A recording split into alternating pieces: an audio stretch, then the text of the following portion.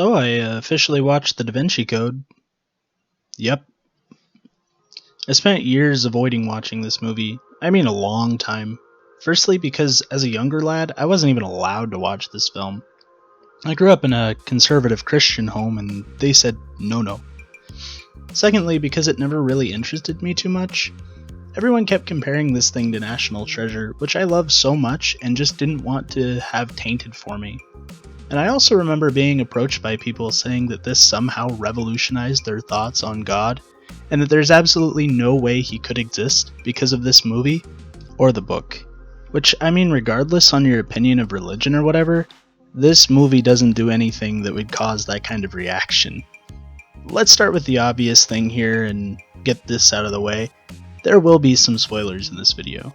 If you feel the need to avoid that because you don't want this piece of work spoiled for you, I'm not particularly sure why you clicked the video to begin with, but hey, that's your prerogative, I suppose.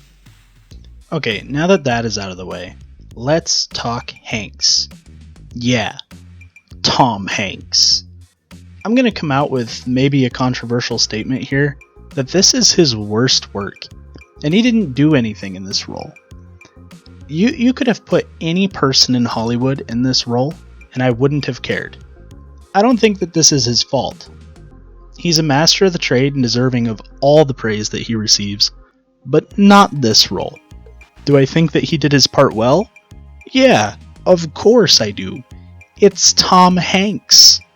But do I think that this was a wasted position for him to be in? Yeah, absolutely.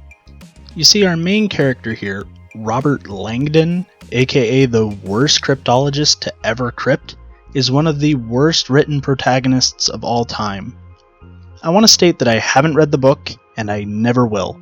But from my understanding, the movie compares at least somewhat decently to the book, and that's shameful. You see, this character, for some unknown reason, can't even recognize the Fibonacci sequence?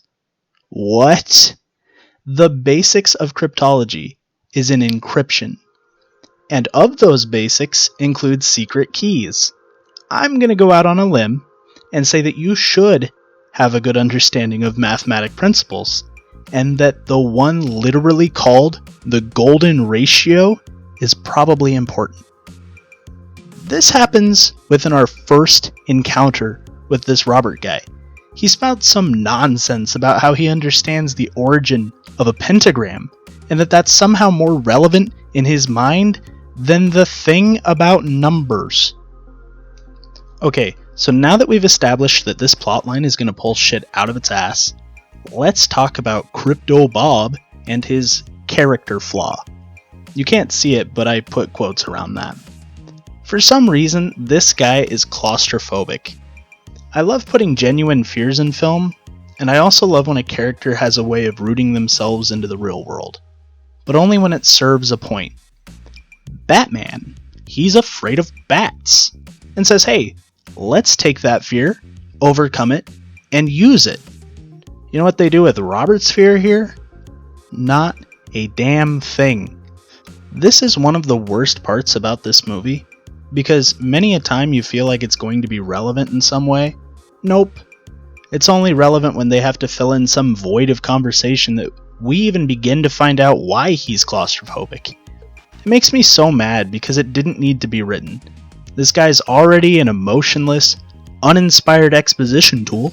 Let him serve that purpose and ignore adding something that takes away from film progression. Okay, I'm gonna stop bagging on this film for just a moment here to talk about the single best thing in this movie. The only actual reason that you should watch this film, because there's actually some pure art from a particular actor, and that man is Paul Bettany. He's portraying a cult-following man named Silas, and every single moment that this man is on the screen is pure magic. I don't mean this sarcastically. Actual magic. He demands your attention every single moment that he's on screen. I can honestly tell you I was emotionally invested in this character, and I was having so much fun with this character and his presence, this like sinister intent that he has, that I haven't felt from a film in such a long time. Silas don't play no games, people. Man, it's great.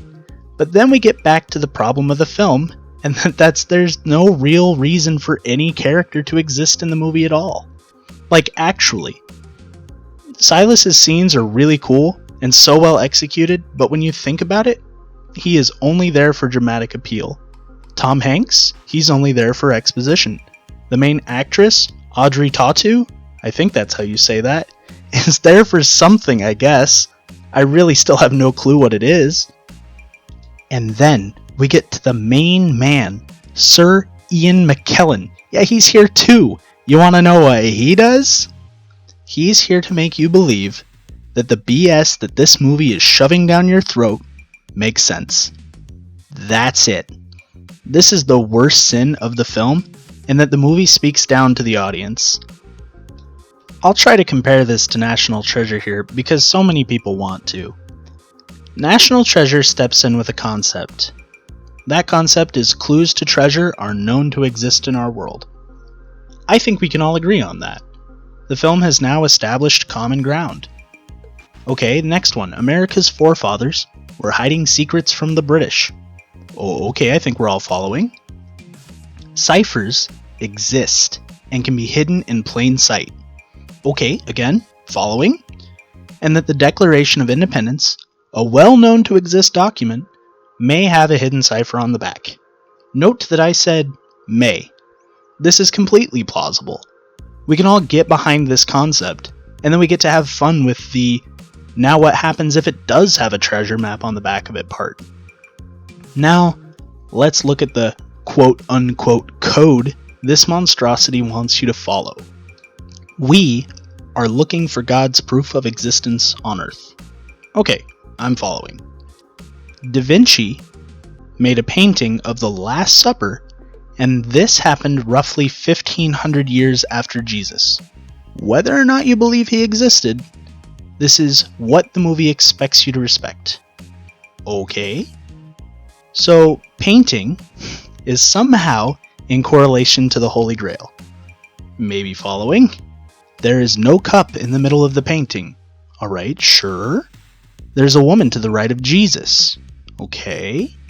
If you crop her and put her on the left side of Jesus, he's holding hands with her. So clearly, Mary, his mother, is her. They clearly have a relation, and then clearly they had a child together. Vagina means grail. God doesn't exist because Jesus had a child with his mom. This is no shit the way that this scene plays out on screen. This, to me, is the most extreme example of a movie that talks down to its audience. Hey viewer, you absolute idiot. How could you, oh simpleton, not get it? It follows extremely sound logic because important actor guy and plot says so. You big dumb, you half-wit, obviously this is true. Look, I wouldn't be this mad if the movie even attempted to explain how this line of logic works. But nope, this is our plot now. Oh, and that girl that we've been walking around with, she may or may not be Jesus' great-great-great-great-grandchild. And it doesn't matter because it can't be proved. The film said that, not me. That's the end of the movie. This happened.